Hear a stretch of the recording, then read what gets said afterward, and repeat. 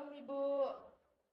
Oke, permintaan dan penawaran uang itu seperti jumlah uang yang ingin kita pegang, gitu ya, atau kita simpan, begitu. Terus kenapa sih kita itu butuh pegang uang tunai, gitu? Ada yang tahu? Agar bisa beli langsung, Bu. Ya, ada lagi yang tahu? Oke, kalau tidak itu akan menjelaskan sedikit ya.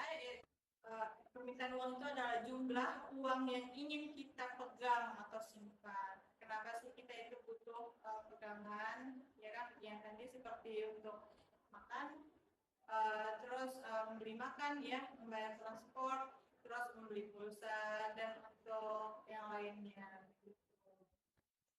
Pernah kalian bertanya, kenapa sih bank di Indonesia itu sering mengubah suku bunganya? Atau kenapa kadang-kadang harga harga itu terus naik gitu, atau yang disebut dengan inflasi. Terus mengapa bunga kredit rumah itu bisa naik turun? Nah, itu kita akan bahas di pembahasan yang Ibu akan bahas nanti ya. Selanjutnya Ibu mau kalian dapat menjelaskan dalam pembelajaran materi ini itu dapat menjelaskan 3 teori permintaan uang dengan bahasa sendiri gitu ya, dan memahami peran bank di Indonesia dalam mengatur uang, yaitu mengetahui faktor-faktor apa saja yang mempengaruhi permintaan uang begitu ya, dan memahami faktor yang mempengaruhi jumlah uang yang beredar begitu, terus menganalisis dampak perubahan uang terhadap ekonomi kita. Dan Ibu ingin kalian itu setelah memahami semua teori yang Ibu kasih, kalian itu paham nanti sekiranya kalian melihat berita tentang ekonomi di TV gitu, paham tentang berita-beritanya gitu ya. Jadi kalian tidak salah dalam mengambil keputusan, dan kalian ini bisa membuat keputusan keuangan pribadi kalian itu lebih baik begitu, tahu kapan waktu yang tepat untuk menabung atau kredit gitu ya. Baik, langsung saja kita ke materinya, yang dimana dapat kita ketahui uang adalah segala sesuatu yang diterima secara umum sebagai alat pembayaran tukar menukar. Dalam ilmu ekonomi, uang menjadi faktor penting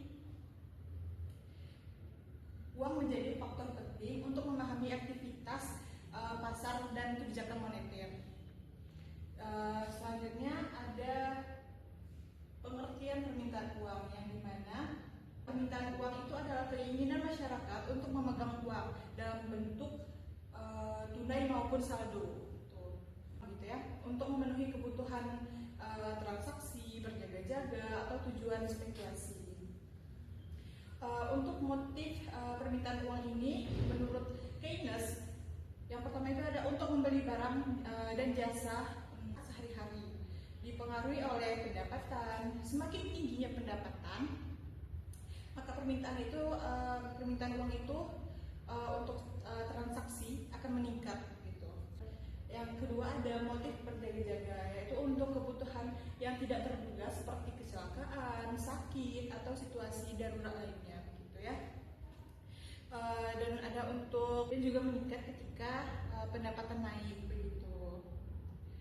Ada pun untuk yang ketiga ada motif spekulasi ya, untuk memanfaatkan perubahan atau tingkat suku bunga. Jika suku bunganya rendah, orang lebih suka memegang uang daripada obligasi begitu, atau permintaan uang itu daripada obligasi, yaitu permintaan uang yang naik begitu. Jika suku bunganya tinggi, orang membeli obligasi atau membeli saham gitu ya,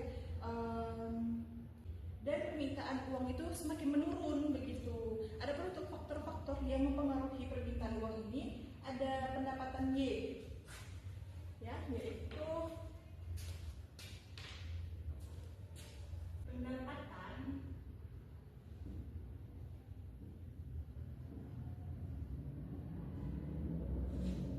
atau Y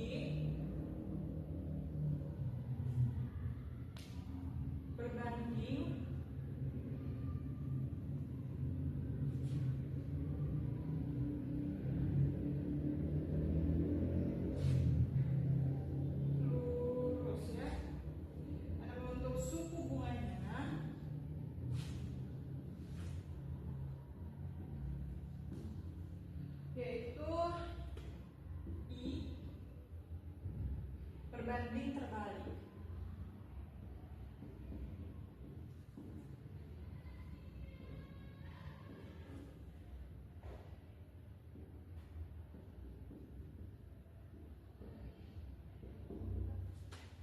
Oke, yang dimana harga barang meningkat atau tingkat harganya meningkat dan perkembangan teknologi pembayaran atau e-mobile atau mobile banking begitu ya, dan ekspektasi inflasi begitu.